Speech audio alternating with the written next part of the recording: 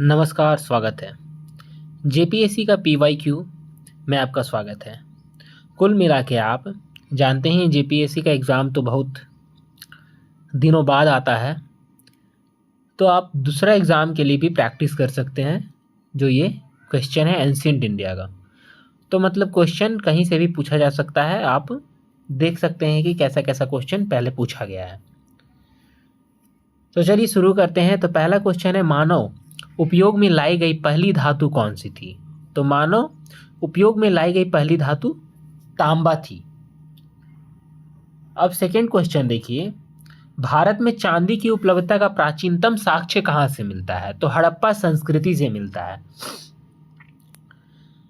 सिंधु घाटी सभ्यता में से किससे संबंधित और व्यापार करती थी? तो व्यापार पर्सिया से, मेसोपोटामिया से और मिस्र तीनों से होता था। एक्सप्लेनेशन भी है यहाँ पे, पर वही है कि टाइम ज़्यादा लग जाएगा। भारत में हड़प्पा का बृहद स्थल कौन है? तो बृहद स्थल राखी गढ़ी है। भारत में हड़प्पा का बृहद स्थल राखी गढ़ी है। सैंधो सभ्यता से प्राप्त परिपक्व अवस्था वाले स्थलों में केवल 6 को ही बड़े नगर की संज्ञा दी गई है। वे हैं मोहनजोदड़ो, हड़प्पा, लोथल, धौलावीरा, राखी गढ़ी और कालीबंगन। ठीक है, तो 6 को ही बृहद स्थल का संज्ञा दी गई है, बड़े नगर की। अब चलिए 5वां नंबर पे देखिए। तो 5वां है, पुराणों की संख्या कितना है? तो पुराणों की संख्या 18 है। धर्मशास्त्र के अंतर्गत क्या आते हैं? तो धर्मशास्त्र के अंतर्गत धर्मसूत्र, स्मृतियां और टीकाएं तीनों आती है। निम्नलिखित में से 4 वेदों में से किसमें एक जादुई माया वशीकरण का वर्णन किया गया है? तो अथर्ववेद में किया गया है। ये 2010 में पूछा गया था। निम्नलिखित में से ऋग्वैदिक देवताओं में से किसे अक्सर अतिथि की उपाधि देकर संबोधित किया जाता है? तो अग्नि को। सबसे प्राचीन वेद कौन है? तो सबसे प्राचीन ऋग्वेद है। झेलम नदी का वैदिक नाम क्या है? तो झेलम नदी का वैदिक नाम है वितिस्ता। आप देखिए यहाँ पे झेलम का पूछा है, लेकिन किसी का भी पूछ सकता है, जैसे काबुल का कुभा, कुर्रम का कुर्मू, गोमल का गोमती, स्वात का स्वास्तु, सतलज का सतुद्री, व्यास का विपासा, रावी का पुरुषनी, झेलम का वितिस्ता, चिनाब का अस्कनी। आपको इसको याद करना ही पड़ेगा, या तो आपको ट्रिक कुछ लगाना पड़ेगा अपने हिसाब से। निम्नलिखित में से कौन सा ग्रंथ संगीत है? तो सामवेद संगीत से जुड़ा हुआ है। सत्यमेव जयते कहां से मिला गया है? तो सत्यमेव जयते मुंडको उपनिषद से ली गई है ना। आप पढ़ते ही होंगे एंशिएंट इंडिया में, तो आप देखे होंगे, आपको पढ़ाए होंगे कोई टीचर। तो वैदिक साहित्य के अंतिम भाग उपनिषद है, जिन्हें वेदांत भी कहा जाता है। उपनिषद मुख्यतः ज्ञानमार्गी रचनाएं हैं, जिसमें वैदिक चिंतन की चरम परिणति मिलती है। उपनिषद का शाब्दिक अर्थ है उप मतलब समीप, नि मतलब निष्ठापूर्वक, सद मतलब बैठना, अर्थात गुरु के निकट निष्ठापूर्वक बैठना। सत्यमेव जयते की मुंडकोपनिषद से ली गई है। मुंडकोपनिषद में ही यज्ञों को टूटी फूटी नौकाओं को समान कहा गया है। ऋग्वेद में कितने मंडल है? तो 10 मंडल है। ऋग्वेद काल में अमाजु शब्द का प्रयोग किससे किया गया है? तो अमाजु देखिए, आपको ये पूछ सकता है क्वेश्चन। अमाजु शब्द कहीं भी कोई भी एग्जाम में पूछ सकता है। तो अमाजु किसके लिए उपयोग किया गया है? तो अविवाहित लड़की जो अपने माता पिता के साथ रहती है। ऋग्वेद जन सभा जो न्यायिक कार्यों से संबंधित है। न्यायिक कार्य सभा, न्यायिक कार्य से संबंधित है कौन? सभा। निम्नलिखित में से कौन कौन सा सही काल में ये बैठाया गया है? मतलब तो शंकराचार्य पहले आए थे, फिर रामानुजन, फिर चैतन्य। पहले शंकराचार्य, फिर रामानुजन, फिर चैतन्य। ठीक है। भारत में धार्मिक आंदोलनों के प्रणेताओं का सही कालानुक्रम इस प्रकार है। शंकराचार्य सबसे पहले, रामानुजन एवं चैतन्य। शंकराचार्य ने सर्वप्रथम दक्षिण भारत में अद्वैतवाद का प्रतिपादन किया। रामानुजन विशिष्टवैद के संस्थापक थे। चैतन्य ने गोसाई संघ की स्थापना की। तो 16 हो गया। अब नेक्स्ट चलते हैं।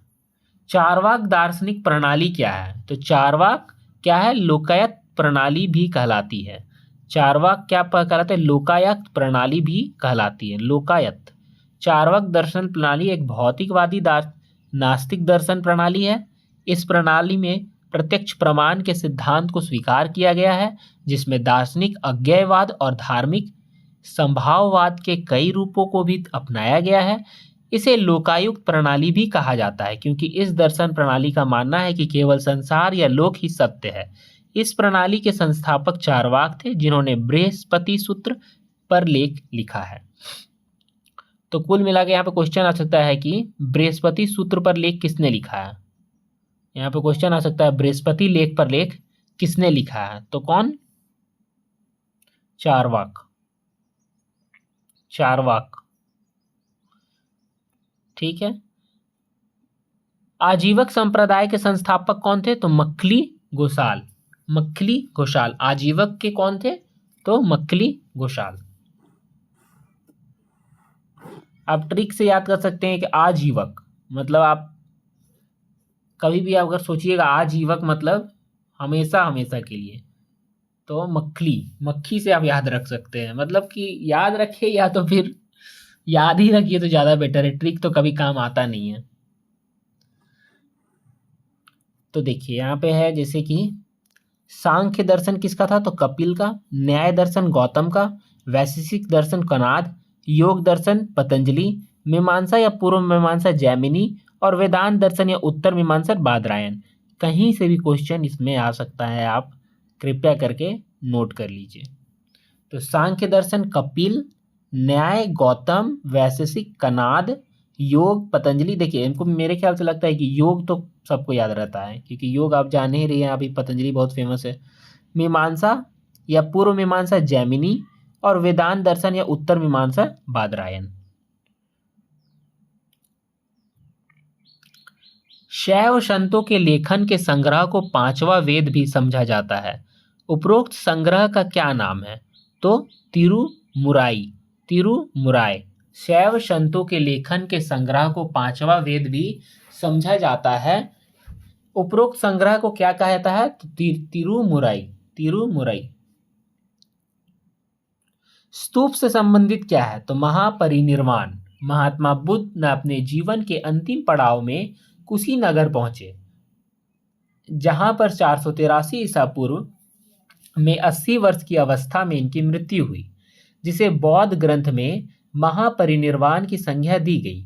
मृत्यु के बाद बुद्ध के शरीर के अवशेष को 8 भागों में बांटकर उस पर 8 स्तूपों का निर्माण कराया गया।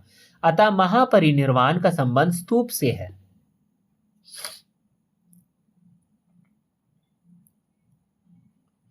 जातक से संबंधित वर्णन सही है। तो जातक क्या है? तो बुद्ध के पूर्व जन्म की कथा जातक है। बुद्ध के पूर्व जन्म की कथा जातक कहलाते हैं। बुद्ध के पूर्व जन्म की कथा जातक से संबंधित है।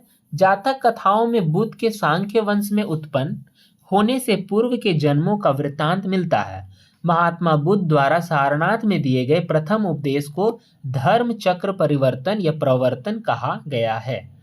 कांधार शैली की मूर्ति कला में बुद्ध का सारनाथ में हुए प्रथम धर्मोपदेश से संबंध मुद्रा का क्या नाम है? तो ये मुद्रा का नाम है धर्म चक्र। बौद्ध धर्म के महायान और हीनयान संप्रदाय में सर्वाधिक मौलिक अंतर निम्नलिखित में से कौन सा था? तो देवी देवताओं की पूजा।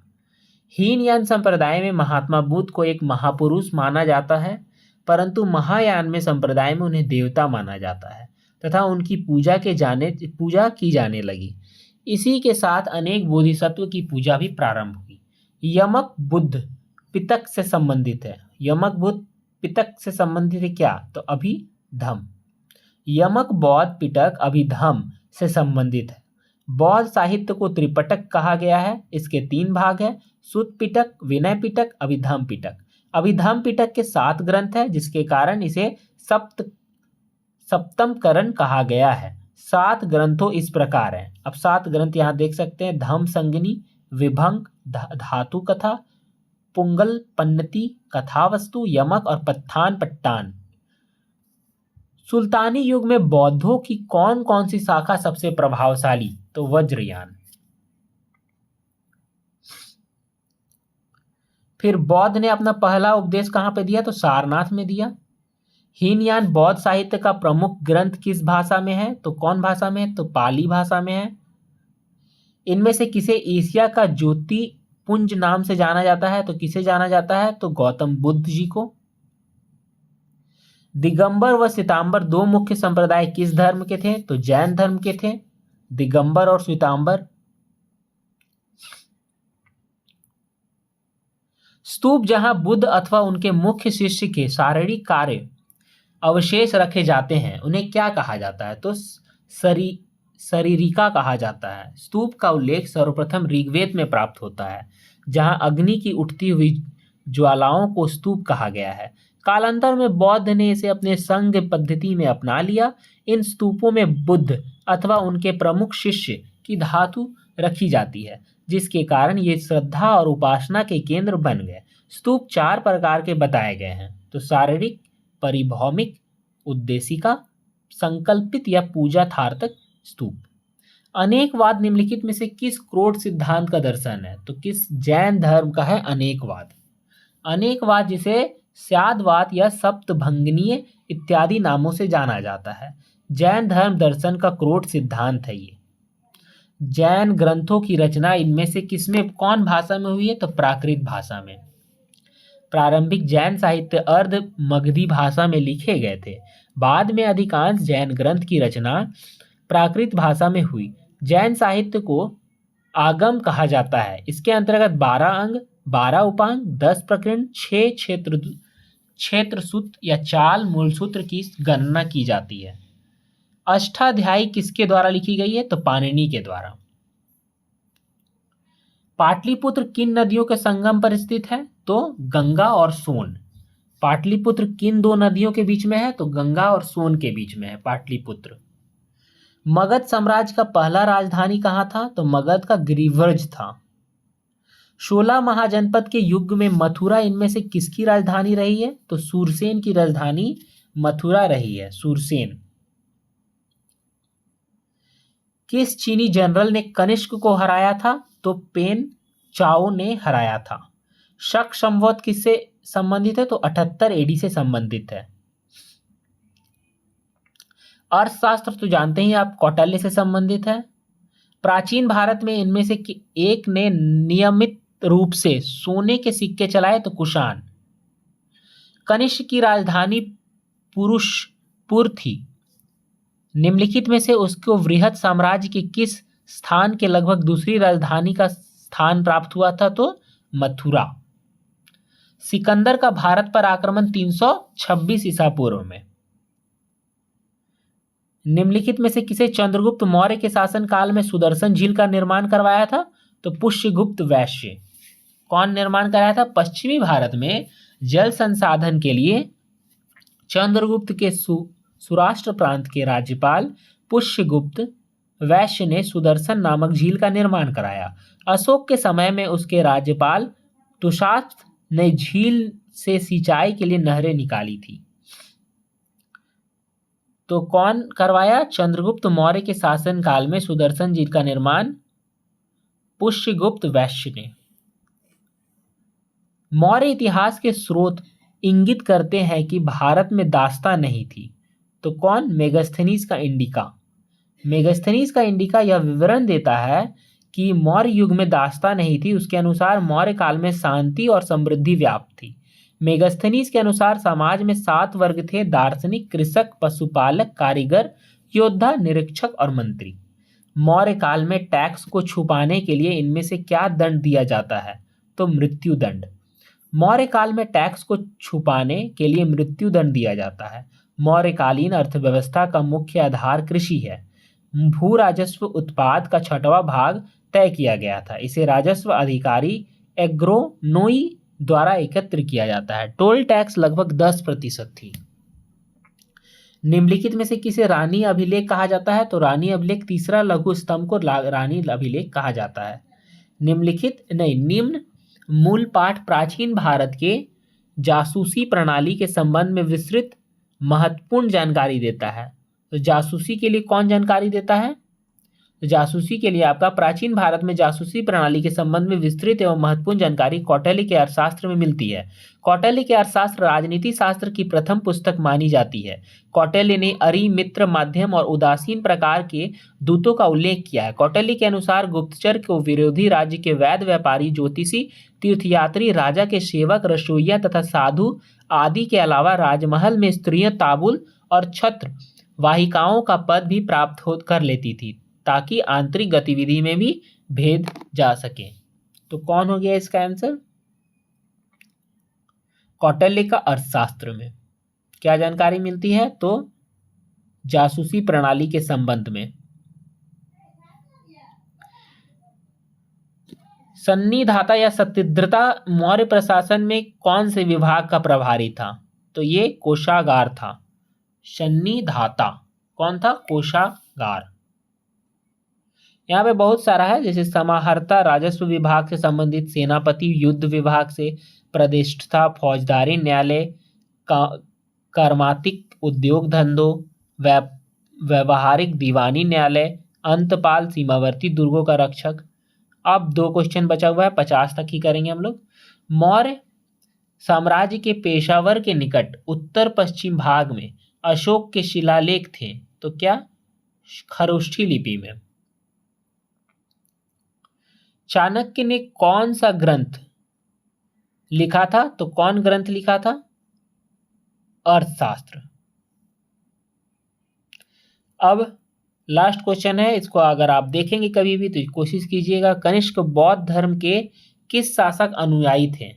तो जरूर क्वेश्चन आ सकता है, कोई गारंटी नहीं है।